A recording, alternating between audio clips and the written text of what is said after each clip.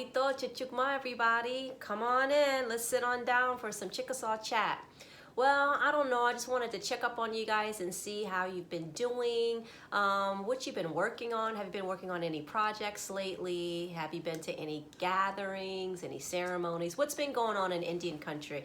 I've been pretty busy working on been making sweaters. So I recently had lost a little bit of weight and I just wanted a new wardrobe, but you know, I like, for you guys who don't know, I like historical fashion going back from 1700s all the way up to the 1940s. I mean, I really like older clothing. So this here, actually, this sweater, I just finished knitting this one. I'll show you.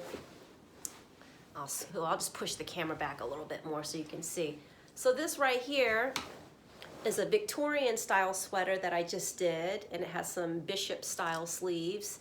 And you know, I just like taking older clothing or patterns or things like that from older clothing and mixing it in with, you know, anything from beadwork to dentalium or, you know, quill work, all kinds of stuff. You know, I'm not really good at working with quills. I can like pierce quills, but I can't do any flat quill work. But actually it reminds me of this one time. So, okay, before I go off on a tangent. So when I was a kid, I lived like basically a stone's throw away from Colonial Williamsburg. So for you all that are not from the East Coast, that is basically Williamsburg and Jamestown. These are the historical sites for, well, you know, they are historical sites, but these are basically the first American colonies. So, you know, you have like Plymouth Rock and stuff like that. Those are like early arrival and, you know, stuff like that. But in Jamestown and Williamsburg, these were the official colonies that were set up. Now, we already had European colonies, but in school, they only teach you the English because everything comes from an Anglo-centric, you know, perspective. Surprise, surprise. But you know, like in New York, you already had the Dutch that were set up there. In places like Virginia, where I lived when I was a kid, we had well, I mean, when the Spanish came, they basically weren't just in what we consider Latin America today. In fact, their original territory, that what is known as called Florida or La Florida, actually extended from the state of Florida all the way up the East Coast, keep going into Canada, and it stopped at Newfoundland. Newfoundland. So when we think about early colonization, we tend to think, in the United States, we tend to think of everything as being English, but no, it was still the Spanish. It's just they basically wound up, you know, losing to the English, so that's why we speak English. But anyway, living in that kind of area, when you're a kid and like you go to school in other school systems, like you know, your field trips are to the planetarium. But when you're a public school kid in Virginia, you gotta go to Williamsburg, you gotta go to the Slave Museum, you gotta, you know, and it's kind of, it was difficult as a child of color, like in those days, especially like, you know, especially when they get to the slave part, because what a lot of people don't know is that chattel slavery, as we know it today in the United States, was actually Native Americans along with Africans were enslaved in the Carolinas and in Virginia. Anyway, basically, so our early colonial days, slavery was, you know, that was just the name of the game. So because, you know, you go to these field trips and stuff like that, and you see, you know, the walls, you see all these people in chains, all these poor African families, you know, split up and on boats and stuff like that. It was like I mean, it was like, God damn, can't we just go to the freaking planetarium like every other kid that, you know, my cousins who lived in Michigan and stuff, they weren't going to freaking slave exhibits. I hated that stuff. I mean, yes, it's educational, but as a child, it was very traumatizing. And, you know, I was exposed to all of this, you know, pre-colonial historic stuff. You would see people come in. I mean, it's kind of like if you guys live in an area where maybe people work at an amusement park and you typically see people going home from their shift in their clothing. Like, we always had historical reenactors that were, you know, in the area. So I didn't like historical clothing and furniture at that time, but later on I started to like it because I learned that, you know what, the clothing, if I think about historical clothing from only a Eurocentric perspective, then it's like, oh, well, those clothes were only for white people. But that's not the case. It was an era. So while I come from both a Black American and a Native American background, doesn't matter. Even for, Native people, obviously we already had our own indigenous clothing, but it's not like we didn't adapt European styles and things like that. I mean, you can definitely see in the pre-removal era, or like Trail of Tears, like 1830s, that sort of era and stuff like that, where especially in the southern states where it was very hot, people wore a lot of this, what we would think of now as Victorian style clothing and stuff like that. But see, the difference is that they were still able to, wear their own beads or shells or whatever that they usually, that they would normally have, but then they're just mixing the styles. So when you get older, you're like, oh, okay, I can mix it. It doesn't mean that I have to look like, a colonial woman from, the 1600s or from the 1700s who's looking to steal somebody's land. You don't have to necessarily dress like that. So once you kind of, I put it together and things like that, it became more interesting to me. So that's not only fabric, but that also includes knitwear. So like the sweater that I'm wearing now. So I just kind of, I really enjoy that type of fashion, and I am a huge proponent for moccasins. I think if you have a pair of moccasins that your auntie gave you, that you made yourself, but you just kind of afraid to wear them or something like that, I don't remember the young lady's name that started the Rock Your Mocks week, but I think it was such a brilliant idea that we all should basically take some small part of our traditional indigenous clothing and wear it, and like wear the hell out of it, because we are such a fashionable group of people. All these different tribes and different landscapes, and coastal tribes and inland tribes and desert tribes and swamp tribes. I mean, we just have so many different styles. So when you look at all these different tribes in North America, and I'm not excluding South America and Central America as well. I'm just not as familiar with their clothing as I am with United States and Canada and Alaska. But we have such beautiful stuff, and I feel that it's really, I feel like if with just a little bit of effort, you can actually like make something look amazing. One of my best friends, like she sent me a picture and she was wearing her gorgeous ribbon skirts, and it literally, just to see it almost made me tear up, because I thought, wow, like, first of all, because I saw her grow up from the time she was a kid, but to see her, she's an urban girl, she lives in the city, but she's still able to take her traditional clothing and mix it in with things that she would wear as a city girl, and just walk down the street and look absolutely fabulous. And all these designers on Etsy, that we see and coming up on Instagram, especially, I should say more so Instagram, Native folks that are selling their stuff. I got this ribbon skirt last year off of this lady. I think she was, where was she, down in, I want to say she was down in Navajo, if I'm not mistaken. But anyway, man, I got this really cute little ribbon skirt, and it's like, and I just wear it with like a denim shirt and like some shells, some nice beaded earrings, and some moccasins. And when I walk down the street, let me tell you something, you can tell me nothing, because I feel proud that I'm still engaging in making traditional jewelry. And sometimes I'll get with my friends and we'll trade stuff. Hey, give me some porcupine quills for some of those beads and stuff like that. I feel like there's a lot of stuff that we can do with fashion that can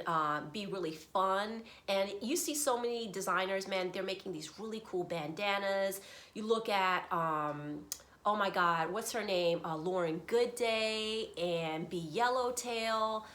These designers are knocking it out of the park, and they're making stuff that's wearable, where you can wear in different seasons and stuff like that. And it's not just stuff that's like strictly for, a particular tribe, but like anybody really can rock that stuff. It's so cool. So yeah, I think this is turning into like a fashion blog today, if you will. So yeah, that's basically it. So I will be continuing to knit. So I'm making something now. I just finished knitting this last night. So this is going to be a little, can you see that? There we go. So, and that's the back.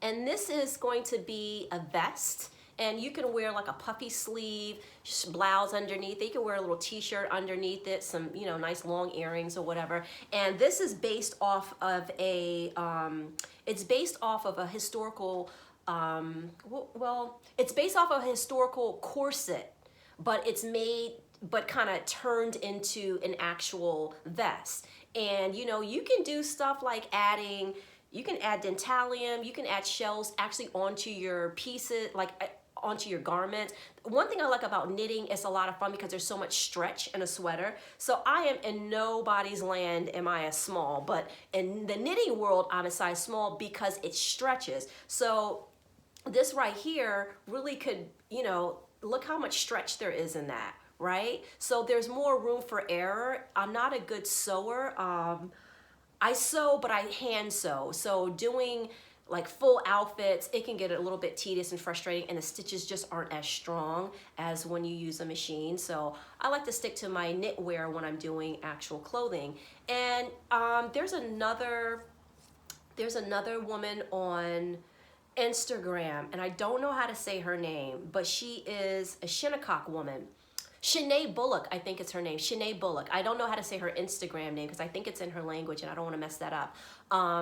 But she, man, she does like, so for you guys who don't know, Shinnecock is one of the Long Island tribes. And Long Island is basically, it's like a suburb of New York City. And they have one of the oldest reservations in the country. And Shinnecock, you know, they're known for like their big powwow that they have every year and stuff like that. And this, let me tell you, this woman, she rocks her regalia, and it's buckskin. You know, a lot of the Eastern women wear like the one shoulder, you know, no sleeves, just one shoulder kind of dresses. And I mean, like the detail and stuff like that, it's hard. You know, I think sometimes when I see a lot of high dresses, well, I mean, I tend to think of like high dresses being really fancy when I think of Northern Plains, right? Because they tend to use so much beadwork. But the Northeastern tribes, they do some really beautiful stuff. And let me tell you, the moccasins, when I was younger, and oh my God, I used to be like, oh, I don't like Southeastern moccasins. I don't want to wear those. They look like little elf shoes and stuff. I just did not like them. But then I started seeing more and more people do theirs, and they would put like quill work and like all kinds of designs and stuff like that. And I was just like, oh my God, like you can make your own tribal stuff look so cool. If you ever felt like I mean, listen, have you ever like when you were younger be like, oh, that tribe, oh, they have like the coolest dresses, and oh, I just love the fabrics and the colors. Oh, my tribe, we don't use that many colors. I wish it, you know, kind of like, you know, like tribal fashion envy. It's silly, but you know, I'm just saying, like, you can find stuff like from your tribe specifically to kind of express your own identity and your own clothing, you know, with your own fashion from your own tribe. And I think it's really great, but it's also very, I think, really important to support Native designers. I wish I could see more Native designers in the knitting world. I know the, again, don't want to mess up their name. It's a tribe that begins with a C, and they're up here where I am in the Pacific Northwest. I think they're up in Canada though. They're not too far from where I am, and they're known for their knitted sweaters.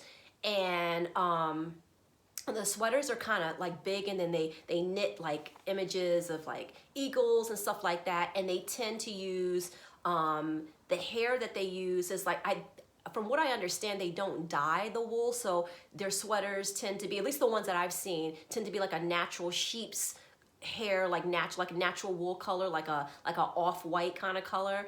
And then I guess they do the animal in a darker color, maybe like a brown or a black or something like that. But it's not super colorful. But that's the only tribe that I know of that does knitting that's here in the States. Mountainous cultures, they do the knitted hats. Have you guys seen those? They kind of look like, it kind of looks like it comes down and kind of flaps over the ears, and so they're known for their knitting too. In fact, one of the large industries at least on the west coast of South America, I'm not sure about the east coast, maybe the interior as well, I'm not sure, is their alpaca industry, because they make a lot of nice yarn and it goes all over the world. So that's a nice thing for people to use, like their indigenous technology and local resources and things to be able to create an industry for themselves.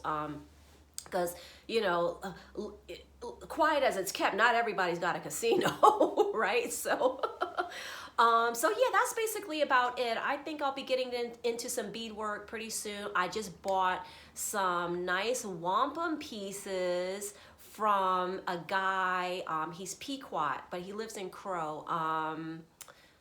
I'll link his information down later on. And he sells, you know, he sells jewelry and he sells like actual centerpieces. So if you are a beader and you're looking for something like wampum, because to me, wampum, I mean, I used to see it all the time when I lived in New York, but out here, like I don't see wampum, and I never used to wear it. And I've never worn it actually, but now that I'm out here, it may be kind of cool because it would be like really different out here, because Pacific Northwest, this is like more of this is a coastal Salish culture. So it is absolutely like, it may as well be a different, like a different country in terms of like the different style of like indigenous fashion, like not modern fashion, but like their traditional fashion is very different. Like, have you guys seen some of the blankets that they wear with the buttons on them?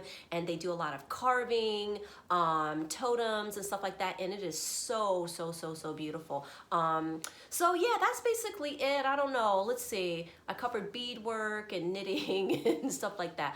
It's still too cold for powwows and things like that. Where I live now, they have dropped the mask mandate. So maybe this summer we'll be able to get, you know, some kind of something, I don't know. And I'm also hoping that maybe other than powwows, that also some of the Polynesian festivals, the ho'olauleas and things like that are going to be going on. I'm really excited just to see indigenous culture thriving and celebrating, and people from outside of the indigenous community coming in and also kind of learning a little bit about, you know, the people that are still here basically, and you know, the different things that we're doing with our fashion. So, you know, these native designers, man, they are on the covers of, or I don't know if they're on the cover, I shouldn't say that, but they are making it into Vogue magazine and stuff like that. Their moccasins, their fashion lines and things like that. Oh, Red Berry Woman, that's another a native design company. I don't know where they're based out of exactly, but all these people you can look up. Red Berry Woman, B Yellowtail, Lauren Goodday. Let me tell you something. Lauren Goodday, oh my God. Oh my God, I just love her stuff. I mean, you know, it's just like, I love, like, you know, the fabrics and the colors and like ledger art. I mean, have you guys like seen like the really beautiful ledger art? That's not something that used to be able to get so often before. I mean, I used to never see it, like not for sale anyway, but now, you know, these beautiful dresses and like, you know, just ledger art just to hang up on your wall. It's just so beautiful and it's really inspiring. So I'm hoping to keep my creativity going.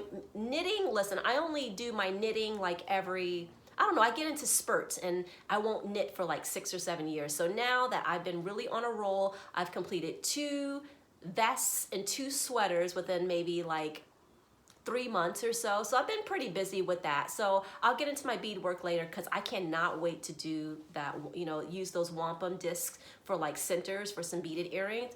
And yeah, that's about it. I think I'm finally done. I've gone over everything. But anyway, well, listen guys, yakoke, chipisalacho. I'll see you next time. Take care.